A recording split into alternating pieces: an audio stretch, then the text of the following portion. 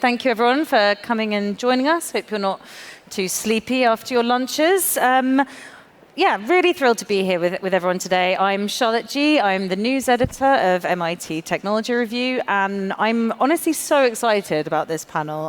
We've got a fantastic group of speakers here. We're going to hear from Dr. Rebecca Swift, who is an expert with bags of experience in the photography industry, who is currently the Global Head of Creative Insights at Getty Images.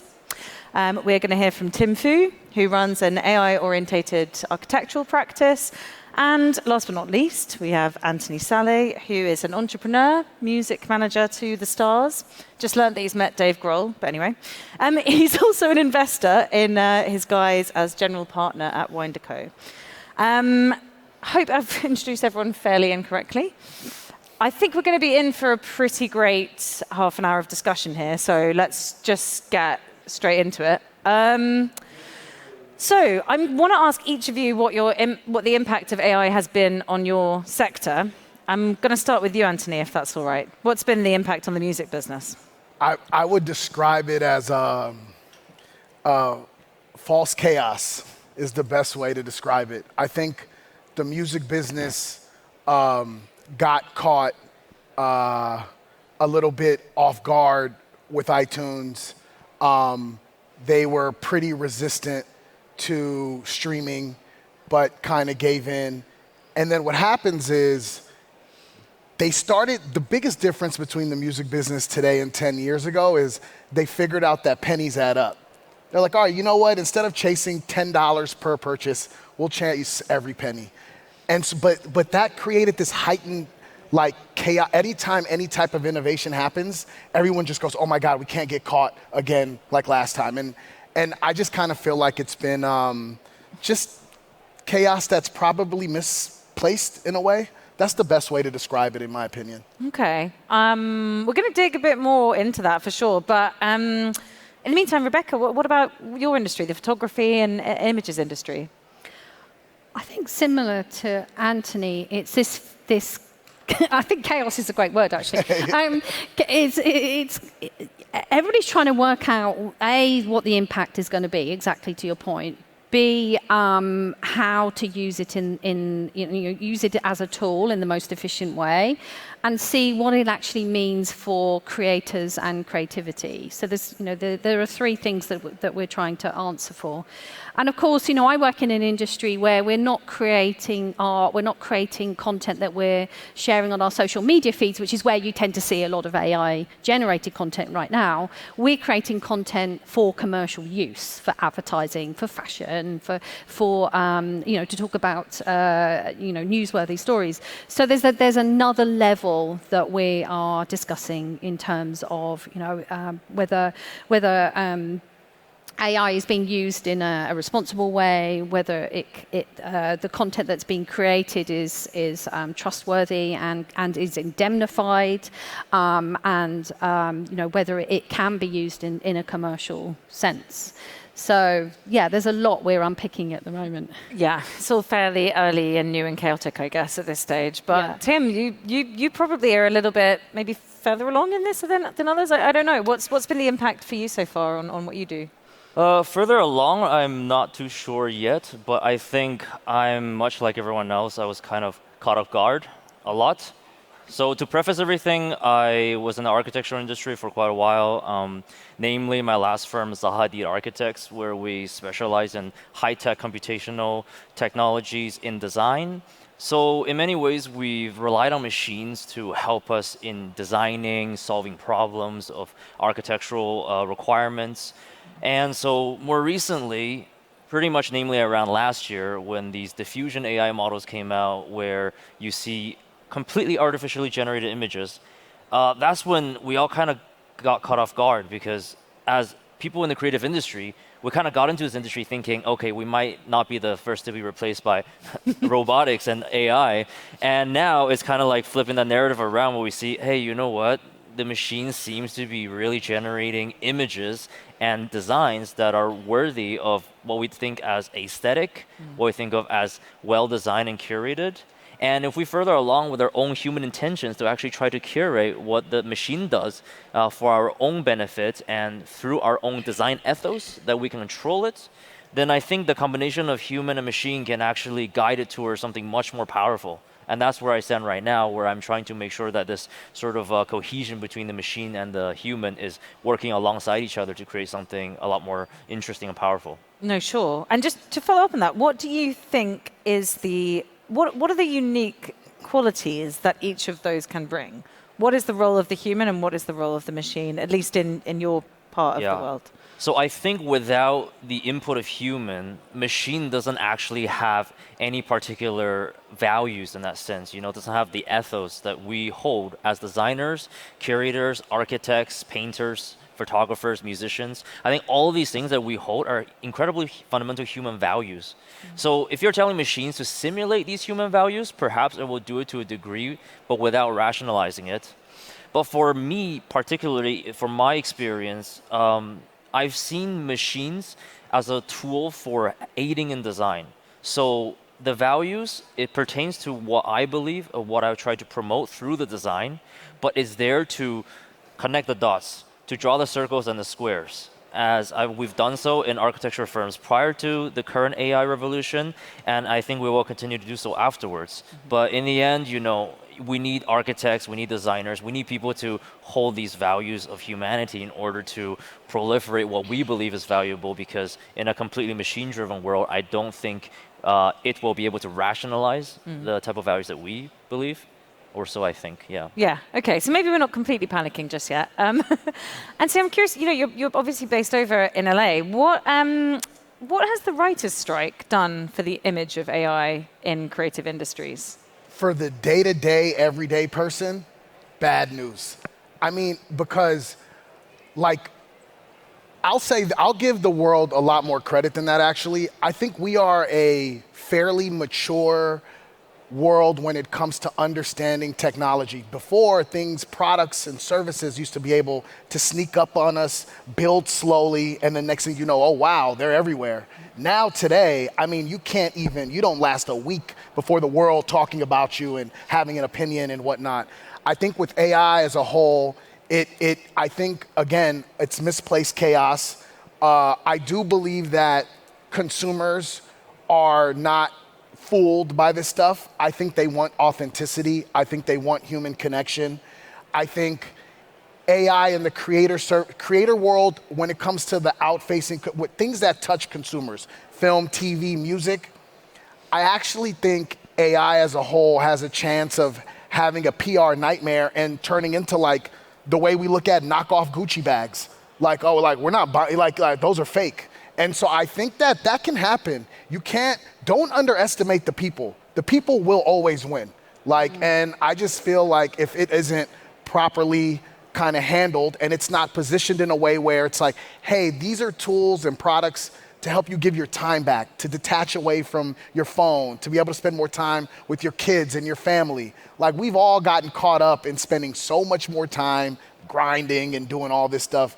I feel like that's where it has its most impact, but for some reason it's being pushed on the creators as this will replace you, this will minimize you. And I just kind of feel like that's just the wrong way to go about it. And I think the people will defeat this at the end if they're not careful. That's really interesting. And I think, just to build on what both Anthony and Tim said about, AI is a tool. That seems to, it's a tool for efficiency. And I think creators like efficiency just as much as CEOs and people who care about those things.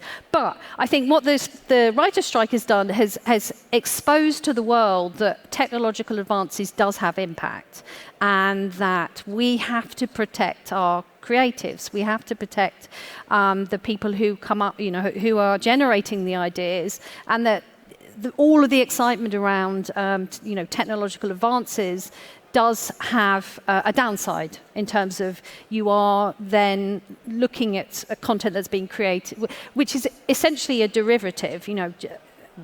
AI-generated content is a derivative of something else. It's not new. So what we've been doing at Getty Images is testing how the consumer, the general public, the popular masses, how they react to AI generated content, whether they can identify AI generated content. And it's getting to a point where some of it is quite hard to identify, especially in the kind of the CGI, illustration, animation space. But when it comes to film and it comes to photography, authenticity always wins, because we as humans are naturally drawn to something that we know is real, that we trust, and I think trust is really, really key with this. And we found, nearly 9 out of 10 people said that any content that is created that has been AI generated should be labeled as that. And I think we as an audience to content are much more accepting when we know what we're looking at is AI generated. As an industry, we've always had this friction between human and technology, and I grew up in a analog photography world, and then we went digital, and then Photoshop hit our industry, like a bulldozer, and there has always been this kind of fine balance between retouch, not retouch, modified content.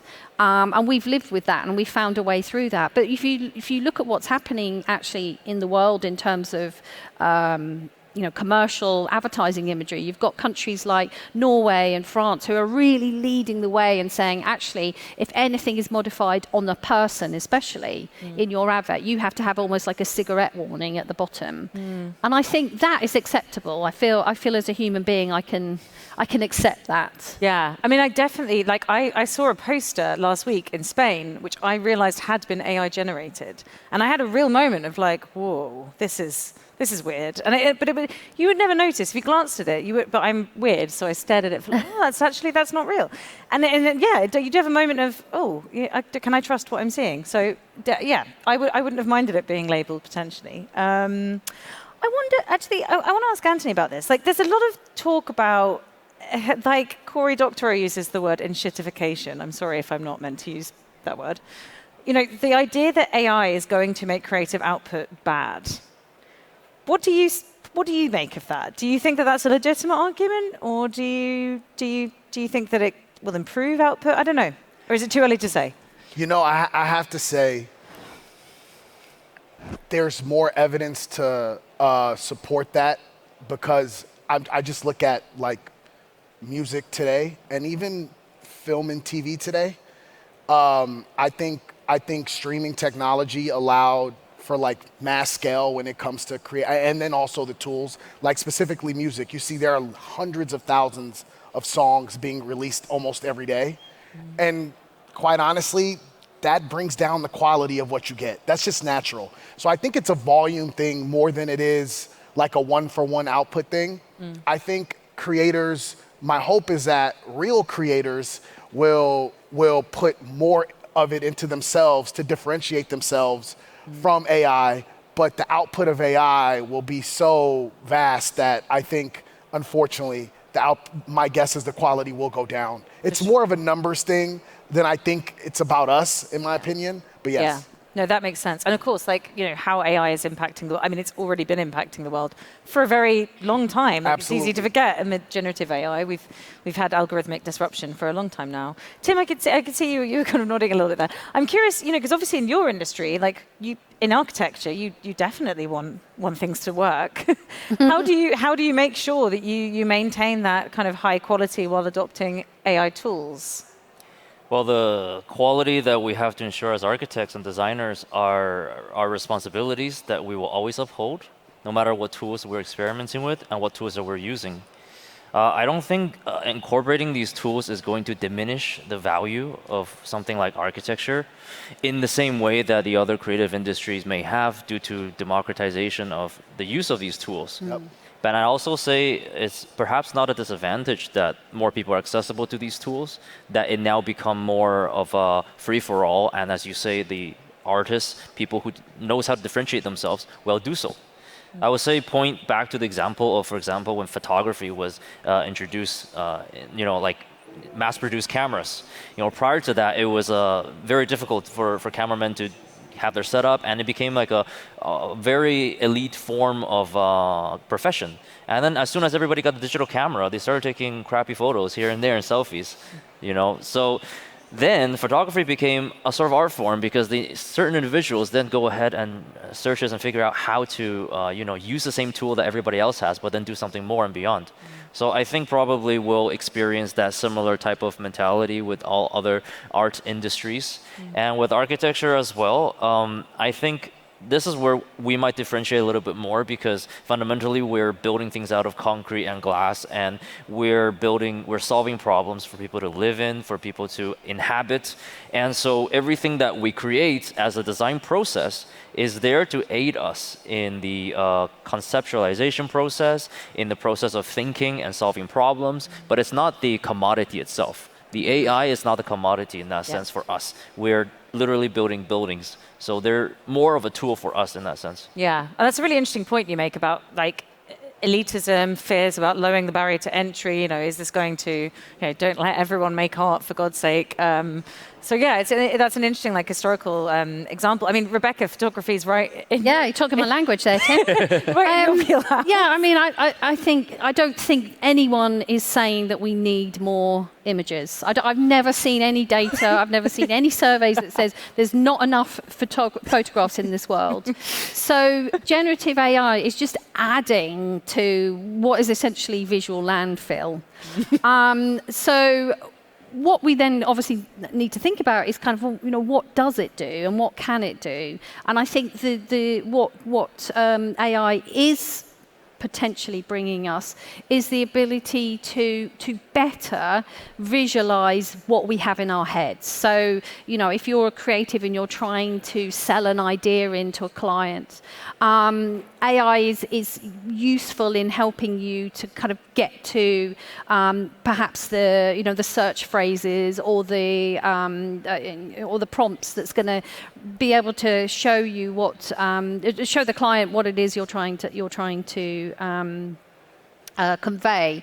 And I think actually that plus search on websites is going to be where we see some really, really interesting work happening. And then obviously the ability to then access content that has been created in the real world by humans, or should you decide to go down the, to maintain the AI-generated route. So I think, that in itself is really, really exciting. And I love the idea that more people will be playing with content. What I've seen in my industry is as we've moved out of this very elitist, expert kind of, only certain people understand the language of photography. Now everybody speaks the language of photography. Is that we as humans are actually more demanding in what we see because we understand what's creative. We understand what we are seeing is, whether thought and effort and blood, sweat and tears has gone into it. And that, I think, will actually help us in the long run be differentiated, be creative, and push ourselves above this landfill. Yeah. I have one thing to add there. When you think about the impacts across different forms of culture, in some of the most consumer-facing ones like art, music, content, the best of it, they're telling you a story, right? Sometimes the painting will tell you a story you may not know or understand. The music, some of the best music ever consumed and created were from here, true stories. Same with content. Some of the best movies ever made were about real people that did real things. And you can't sit back here and tell me AI is gonna replace that. I'm sorry, I'm not buying it. You have to show me first. This is the one thing that no blogger or engineer, anyone can tell me. I have to see it with my own two eyes first. Yeah, absolutely. I mean, it's interesting actually, because we've talked a lot about, of course, about the output of AI, but I'm wondering a little bit about the input, what AI is trained on. I mean, Rebecca, maybe you can speak a bit to this. Yep. How do we ensure that, we're seeing lawsuits now, there's all kinds of stuff going on. how do we make sure that artists and creatives are fairly compensated for their work? Because right now, a lot of people would argue that they're not. Yeah, I mean, I think it's well documented how we feel about this, the training sets of AI in particular. And I think, again, as a user, you don't necessarily consider how you're creating. It's like a black box which this magic comes out of. But what actually goes into it is millions of hours of work and effort from creators. And so, it's really, really important if we're going to make it work in the future, is that anyone whose content is going into training sets is compensated. And there are methods and regulations that allow that compensation to happen. Because then I think you will get, creators being more open to having their content in training sets, but also to improve, the output from AI generators. So, that's really important. It's really important that the content that you are allowing your users to create is indemnified in some way. I think that's the other thing that most people are not aware of, that you can't just take an AI generated image. It's not yours to use. And that, and incredibly importantly, that we are responsible to our creator communities, that we take care of them and ensure that those communities are sustainable. I think, I talk about sustainability in AI together a lot, because I think it is important to look after our creative folk. Yeah, I mean, it's really very interesting point, because, Anthony's kind of hit on this a bit as well. There's just so much kind of human-made art out there. And of course, there must come a point when AI has basically been trained on all of it. And I really wonder what happens when we reach that point. I don't really know. But I'm kind of curious a bit. I think Tim can speak a bit about this, perhaps. Once all the hype has died down, maybe a year from now, because I don't want anyone to predict anything further out than that, what do you think the role day-to-day of AI in your sector will be? I think the hype is something that will eventually die down, and sometimes I feel like it comes in ripples. When the height of it is gone, you stop seeing people posting all these AI-generated images. We go back in the office and we just use it to try to, build real buildings and actually use it as a tool. I think that's here to stay. It's here to solve a lot of problems that we weren't able to solve as efficiently, and is able to produce a lot of ideas for us very quickly. Because, for example, even talking about this whole AI and image rights thing, in architectural industry, we also go through a lot of precedence research. We do a lot of research, mood boards, and look at other architecture and then learn from that. So perhaps from my perspective, I have a slight different view of how this AI is being used when it comes to copyright, because I believe it's learning from certain precedences. The black box, as we say, we understand to a certain extent that it's taking pattern recognition, it's understanding where things repeat, and it's reproducing it in a novel way. But fundamentally, if we think about that in the creative realm, it's also kind of like how humans learn. We understand patterns, and in architecture, sometimes we can call that style. And in my perspective, I hope that something like style is not copyrightable in architecture, because when a human does a style when somebody else does it and then generates something new with his style, doesn't mean his or her style. It needs to be that original person has ownership of the new product because they got inspiration from the originator. So in a way, I feel AI is learning. The process of learning, it's not copying, it's not regurgitating. It's much more similar to humans in that sense, where it's taking content and the patterns and reproducing. And that's why I don't really stand exactly in line with the consensus right now of what we should do with AI technology and copyright, because I believe what we're dealing with is a learning process. The only difference is it's a machine that's doing the learning, and machines can learn a lot more efficiently and faster than humans. Therefore, we are fearful, and we perhaps might write slight biased laws against the machines because it's so much more effective than us at doing it. But I think fundamentally, at least in my opinion, it's a learning process. Yeah. I mean, I'd be very interested to know what Picasso would think about this right now. just listening to you think about what is it? Steal. Don't great artists don't imitate; they steal. Anthony, for your sector, I was going to ask about how could AI change how the world looks and feels, but maybe for you it's like how the world sounds. I don't know. What's your feeling? First off, I think every AI song that's come out sucks. I think all those covers are terrible and a disgrace to some of our legends who have passed. I think every artist leaning into AI and opening up their catalog and name and likeness, none of them matter, so it won't move the needle at all. They are all literally irrelevant. Quite honestly, the ones that matter the most hate it. They hate what's happening. They hate that people even are paying any attention to it. Quite honestly, I feel like, let me tell you a bad sign. If Drake drops a song and all I hear from is people in Silicon Valley, it's terrible, right? And that's what happened. Yeah. The only people who sent me these fake songs are people in Silicon Valley. That's not how you move the culture. Yeah. You know what I'm saying? So for me, I think a lot of it is a bit of a clown show right now. And I know some people will look at it like, oh, he's zagging when everyone's zigging. No, I'm telling you what the real artists think about this stuff. They think it's all a joke. They're not down with it. They don't think it has any type of creative integrity. They think it's engineers just trying to build stuff to be funny. No one will remember them when the stuff is all said and done, but the art will always live on. Yeah, I mean, it is quite telling how much AI-generated output is just Elon Musk fan art. Yeah. Grimes is a great point. Big lover, dearly. No one listens to her music, so no one cares if she's leaning into AI. And I mean that I'm just being honest.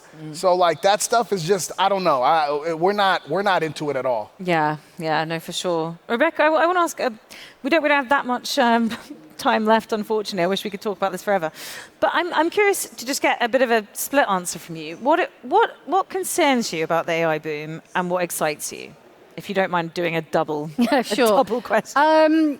What concerns me that the tech industry in its power and its influence is going to steamroller the creative industry, and that we won't, it will take years to have a response to that.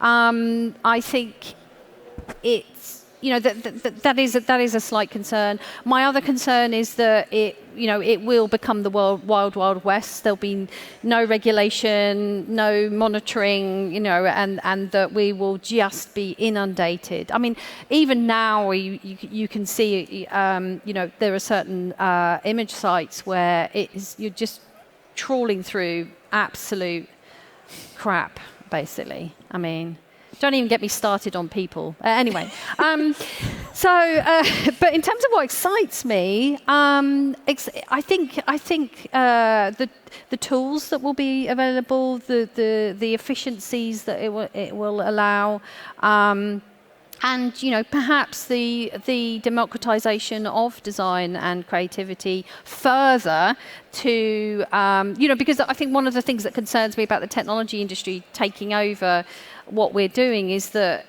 the same people will be the ones getting richer. The same people will be the ones that are underrepresented and don't have a voice at the table. But potentially, AI could give us this opportunity to allow more people to find a way into the industry because of the low cost of entry. So, I think that, did I answer both? No, you did. Yeah. You did. You answered it perfectly. You know what? I'm going to just ask the exact same question to both you guys. But Tim, you first. What's the balance for you? You can just answer one of those questions if you prefer. But what worries you and what excites you about AI? Right Well, I also agree with Rebecca on the fact that it's democratizing our society in many ways, and I'm very happy and excited to potentially be, for example, hiring people in the developing world who would normally not be able to work in an architecture industry, and now they're able to because they have artificial intelligence boosted computers that can now rival industry-powered high GPU processing systems in generating commercial commercial renders for offices.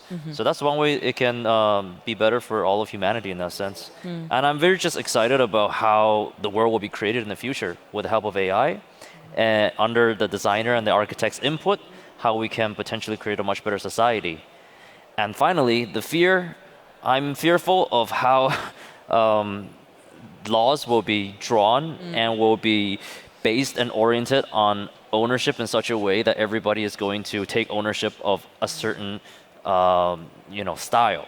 If my former office, for example, Saleh takes ownership of their style, nobody else is able to design with them with AI, for example, I think that's something that we'd really have to look out for. And so hopefully this will continue to be in the debate and continue discussion in that sense. Sure. Anthony, last word to you. What's exciting? What's worrying? Really quick on fear.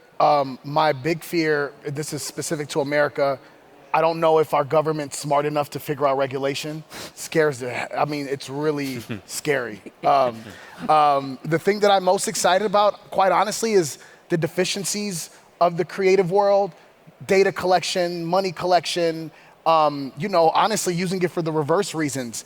If songs are using samples, how do you detect it?